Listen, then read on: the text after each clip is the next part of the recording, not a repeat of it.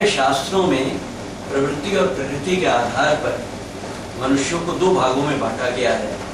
एक वे जो आसुरी और एक वे जो दैवी प्रकृति के होते हैं। आसुरी प्रकृति को लोगों को हम अंग्रेजी में लूजर, चूजर और वॉचर कह सकते हैं, जबकि दैवी प्रकृति वाले विनर, चूजर और मार्चर कहलाते हैं। मार्चर का मतलब ये नहीं कि जो मार्च के महीने में पैदा हुए हों, लेकिन मार्चर का तात्पर्य ये है जो जिंदगी में थकते नहीं हैं, हारते नहीं, और इसीलिए कहा जाता है winners never quit, quitters never win.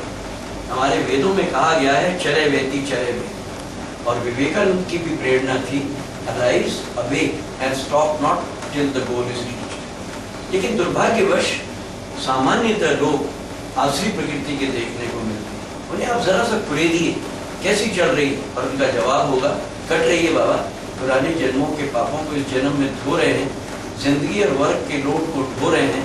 सच पूछो तो हम किसी तरह से रो धो करके टाइम पास कर रहे हैं। क्यों कर रहे हो का उनका जवाब होगा दुनिया में आए हैं तो जीना ही पड़ेगा। चलती का नाम गाड़ी और मजबूरी का नाम महात्मा गांधी। महात्मा गांधी जी की प्रेरणा थी कि ऐसे जियो, ऐसे जीतो और ऐसे सीखो कि जिंदगी बावफा अपना वक्त निभाएगी, तभी जिंदगी को मिलेगा सुकून और मौत होगी शांतिपूर्ण। सच बात यह है कि मजबूरी का नाम महात्मा गांधी नहीं, पर मजबूरी का नाम मनहूस जिंदगी है। ये लोग अपनी जिंदगी को मनहूस जिंदगी मानते हैं, और किसी ने कहा है मनहूसियत, मायूसी, मक्कारी और लाचारी जिनके चेहरे का श्रृंगार करती है, मक्खी भी उनके पास फटकने से इनकार करती है। सच बात यह है कि जो आसुरी प्रकृति के लोग हैं, ये रोड़े पैदा होते हैं, जिंदगी भर रोते हैं, सबको सदा रुलाते हैं, और इसलिए उनके लिए अंग्रेजी में कहा जाता है whenever they go they bring happiness। कड़वी बात तो ये है कि देवी प्रकृति वाले भी रोने ही पैदा होते हैं। आज तक कोई भी हंसते हुए पैदा हुआ ही नहीं, लेकिन देवी प्रकृति वाले लोग जिंदगी भर खुशियाँ, खुशबू और खूबसूरत मुस्कान की अपार बहार बिखेरते हैं, और इसलिए उनके लिए कहा जाता है wherever they go they bring happiness। चुनाव हमारा है कि हम whenever वाला बनना चाहते हैं या हम wherever वाला बनना चाहते हैं। आसुरी प्रकृति वाले मैं मर रहा हूँ में विश्वास करते हैं, और इसलिए बिना बदले, बिना संभले, बिना सुधरे, बिना निखरे ये सिकड़े पैदा होते हैं और अकड़े दुनिया से चले जाते हैं। मार्क ट्वेन ने कहा है ऐसों की कब्र, मजार, मकबरे, समाधि पर खुदवा दिया जाना चाहिए। मरा 30 साल में, दफनाया गया 60 साल में। Died at the age of 30 but buried at 60। इसके बिल्कुल उल्टे देवी प्रकृति वाले हाय हाय कर असहाय बन पीड़ा का बीड़ा उठा जिंदा लाश की तरह से जिंदगी को ढोने के बजाय उमंग, उत्साह, उल्लास के साथ जिंदगी को जीते हैं, क्योंकि उल्लास के बिना सब कुछ खल्लास। भगत सिंह केवल 23 साल के थे, उनको फांसी दे दी गई। जीसस ईसा मसीह 33 साल की उम्र में सूली पे लटका दिए गए थे, जबकि विवेकानंद केवल 39 साल की उम्र में दुनिया से चले गए। लेकिन आने वाला ज़माना इनको कभी भुला नहीं पाएगा, क्योंकि ये लोग वो लोग हैं जो सदा ये विश्वास करते रहे हैं whatever we are gift of God, but if we could be what we should be, it will be our gift to God। हम जो कुछ भी है खुदा का वरदान है, लेकिन यदि हम वो बन सके जो हम बन सकते हैं, इसी में हमारा कल्याण है। और इसलिए देवी प्रकृति वालों का फलसफा है, फिलॉसफी है, स्वकृत और स्वनिर्मित बनो, ताकि स्वीकृत और प्रतिष्ठित हो सको, मान सम्मान के साथ जी सको, आन बान के साथ योगदान दे सको, शान के साथ शमशान पहुंचाए जा सको, और खुदा कसम मरने के बाद मरने के पहले से ज्यादा याद आ सको। सच बात यह है कि देवी प्रकृति वाले अच्छी तरह से जानते और मानते हैं कि हमारी जिंदगी ATM की अमानत है, एनी टाइम मौत की अमानत है, और इसलिए बिंदास जीने के लिए और बेउदास दुनिया से चले जाने के लिए जितना लिया है उससे ज्यादा समाज को लौटा दो, क्योंकि टेकर्स ईट वेल, गिवर्स स्लीप वेल।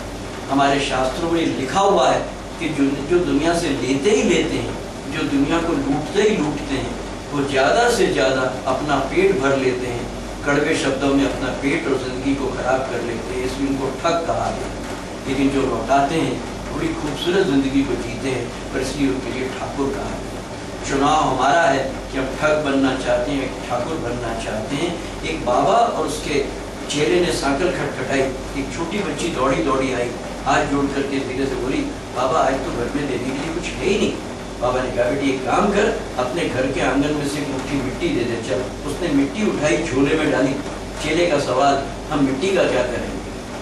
बाबा ने समझाया कि जो बच्ची आज एक टूटी मिट्टी दान देना सीखेगी, कल को दिल खोल करके वो सोने का भी दान देगा।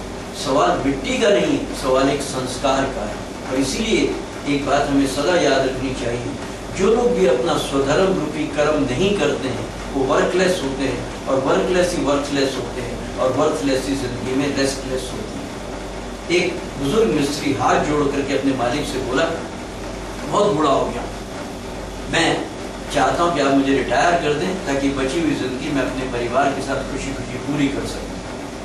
बहुत कामयाब मिस्त्री था, चला जाएगा तो काम पर बुरा असर पड़ेगा।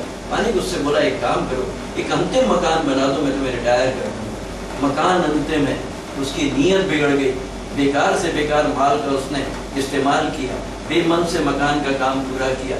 ताला लगा कर के चाबी लेकर के मालिक के पास पहुंचा, आपकी इच्छा में के मुताबिक मैंने मकान तैयार कर दिया, अपने वायदे के अनुसार अब आप मुझे रिटायर कर दीजिए। मालिक उससे बोला कि तुमने इतने साल मेरी सेवा की है, वफादारी का मुझे भी तो कोई ना कोई इनाम तुम्हें देना चाहिए।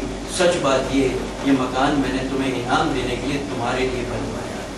इसीलिए हमारे यहाँ कहा जाता है, कर्म प्रधान विश्व रची राखा, जो जस कर ही तस फल चाखा, as you sow you reap, बोए पेड़ बबूल के आम कहाँ से होए। और हजरत अली सूफी संत कहते हैं, इस जन्म में जो मकान बनाओगे अगले जन्म में उसी मकान में रहोगे। और इसलिए आइए आज हम एक चुनाव करें, यदि हम अपने व्यक्तित्व को अतुलनीय बनाना चाहते हैं, अपनी उपलब्धियों को अनुकरणीय बनाना चाहते हैं और अपनी ज़िंदगी को अविस्मरणीय बनाना चाहते हैं, तो हम लिखने लायक कुछ कर जाएं, पढ़ने लायक कुछ लिख जाएं, ताकि आने वाला ज़माना हमें भुला ना।